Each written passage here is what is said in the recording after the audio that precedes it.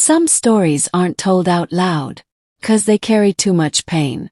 But today I'm 70, and I'm ready to share mine. I was just 28 when my world fell apart. It was the day my second daughter was born. The nurse came in smiling. "Congratulations! It's a girl." My heart swelled. My baby girl had arrived safely. She was perfect, tiny fingers, soft cheeks, and a cry that melted me. But the man I called my husband, his face turned cold. He didn't even look at the baby. He stood still, expressionless. Then finally he said, "Another girl." I laughed nervously, trying to warm him. "She's beautiful, isn't she?" He didn't reply, just turned around and walked out of the room. And out of my life. No goodbye, no hug, no congratulations. Just silence.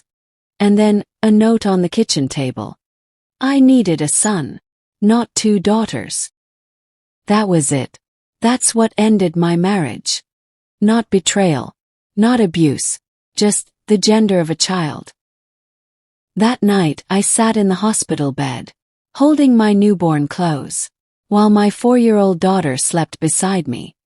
I stared at the ceiling, and cried silently. Not because he left, but because I once loved a man, who never really loved me. I gave him my body, my youth, my loyalty. But what he wanted was a son, and I couldn't give him that. The next week I moved out. 1 suitcase, 2 daughters, no job, no savings, and no one to call for help. We moved into a 1-bedroom rental, in a worn-down neighborhood. The walls were thin, the roof leaked, but it was all I could afford. People whispered when they saw me, "She's the one whose husband left her. Poor girl. 2 daughters and no man." Some said, "Probably her fault." But I didn't care. I had no time to care. 'Cause diapers needed changing, bottles needed washing, and my little girl needed to be walked to preschool. I worked 3 jobs.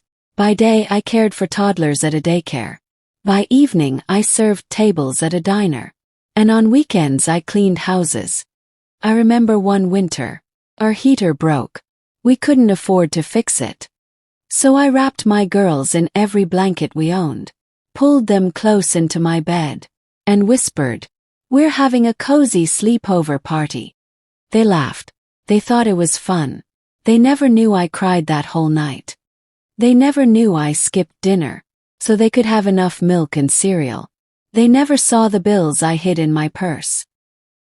As they grew older, I wanted to give them more. Even when I couldn't afford new shoes for myself, I made sure they went to good schools. I'd walk past the fancy private academies, and whisper to myself, "One day, my girls will go there." Eventually I made it happen. I filled out scholarships, cleaned extra homes, I saved every dollar. And I enrolled them in a school, where dreams could grow. But pain, it finds you even in joy. One day my older daughter came home, from school looking down. I asked, "What's wrong, honey?" She whispered, "Tomorrow is parent-teacher meeting. Everyone's mom and dad will be there. But I only have you." My heart cracked open. I smiled gently and replied, "Maybe I'm not 2 people, but I have twice the love for you." She hugged me tight. I held back tears. I had chosen to be both, mother and father, protector and provider, soft and strong. And then came the proposals. I was still young, still beautiful. Men would approach me at the diner, the daycare, even some divorced neighbors. I'd say, "You're too pretty to be alone. You deserve someone beside you. Your girls need a man in the house." But they didn't see me. They saw my face, not my fatigue. They saw my smile, not my scars. They saw beauty, not responsibility. And I knew, deep down, none of them would love my daughters the way I did. They would want me, but not us. And I wasn't willing to let anyone come between me and my girls. So I said no. Every time. People judged me. "You're still young, marry again." But I stayed firm. Because I didn't want a man. I wanted peace. And that peace was only possible when I put my daughters first. Years passed. They grew. One day my youngest brought home a straight-A report card. She ran into my arms and shouted, "I want to be a nurse, Mama. Just like the lady who took care of you when you were sick." I kissed her forehead and said, "You'll be the best nurse this world has ever seen." And she was. Years later she stood on stage, in her white coat ceremony, tears in her eyes. She looked at me in the audience and said, "This is for my mother, the woman who gave up everything, so we could have something." My older daughter became a teacher. She teaches little girls now, and tells them they can be anything. And then, after 20 years, got a phone call. It was him. Their father. He was old now. Alone. No sons. No legacy. Just regrets. He said, "I want to see them. I want to be in their lives again." My daughters refused. They didn't owe him anything. Not love. Not forgiveness. I forgave him. Not because he deserved it, but because I deserved peace. Today I live alone. In a small house. Filled with quiet. Filled with peace. My daughters live in different cities. Both married to kind men. Both mothers themselves now. They call every day. They visit often. They beg me to come live with them. "Mom, you shouldn't be alone. Come stay with us. The kids miss you." But they don't understand. This home. This silence.